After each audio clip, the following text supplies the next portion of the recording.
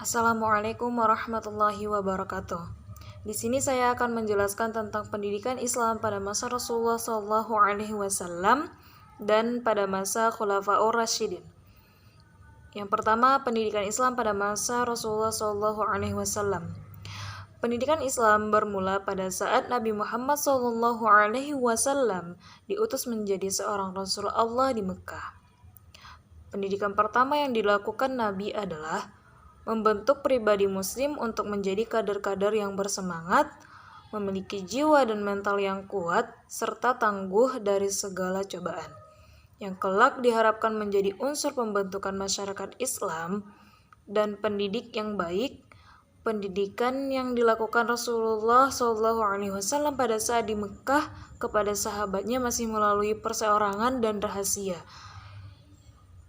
Juga hanya membahas tentang ketauhidan saja.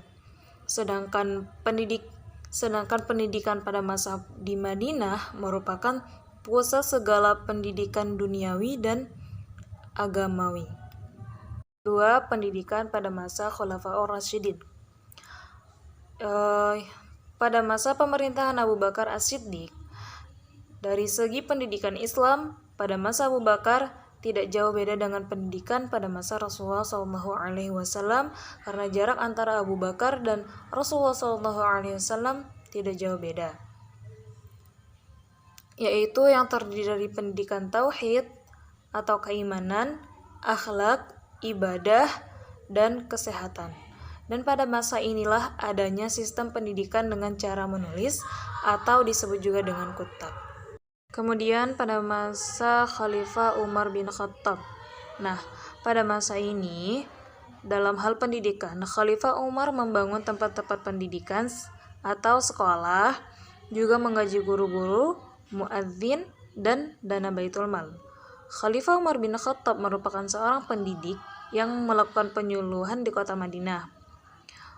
Beliau juga menerapkan pendidikan di masjid-masjid, pasar-pasar, serta mengangkat guru-guru di setiap daerah yang ditaklukkan, yang bertugas mengajarkan isi Al-Quran, fikih, dan ajaran Islam lainnya kepada penduduk yang baru memeluk Islam. Dalam hal tersebut dapat disimpulkan bahwa pada masa Umar bin Khattab lebih maju dan lebih luas serta lebih lengkap, karena pada masa itu negara dalam keadaan stabil dan aman, menjadikan masjid sebagai pusat pendidikan dan telah terbentuknya pendidikan di setiap kota.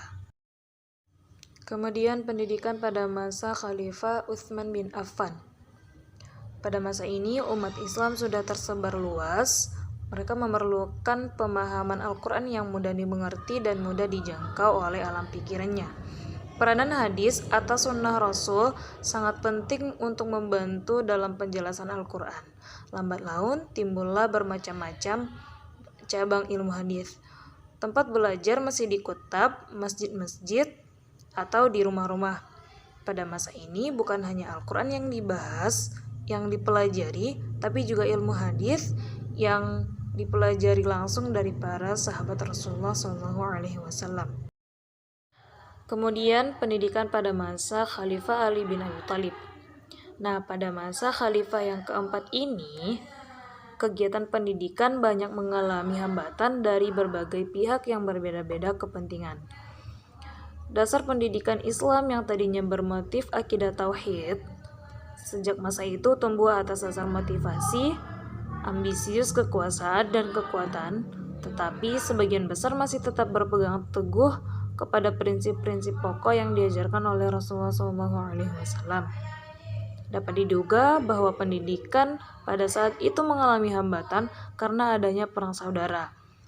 Dan Ali sendiri pada saat itu tidak sempat memikirkan masalah pendidikan karena ada yang lebih penting dan lebih mendesak untuk memberikan jaminan keamanan, ketertiban, dan ketentraman dalam segala kegiatan kehidupan, yaitu mempersatukan kembali kesatuan umat. Tetapi Ali tidak berhasil. Penutup, masa kekuasaan Khulafaur Rasyidin yang dimulai dari sejak Abu Bakar As-Siddiq sampai Ali bin Abi Thalib merupakan masa kekuasaan Khalifah Islam yang berhasil dalam mengembangkan wilayah Islam lebih luas. Nabi Muhammad SAW yang telah meletakkan dasar agama Islam di Arab, setelah beliau wafat, gagasan-gagasan dan ide-idenya diteruskan oleh para Khulafaur Rasyidin.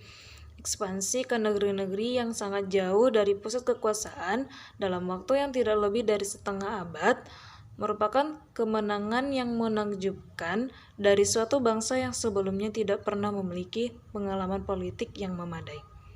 Sekian dari saya. Wassalamualaikum warahmatullahi wabarakatuh.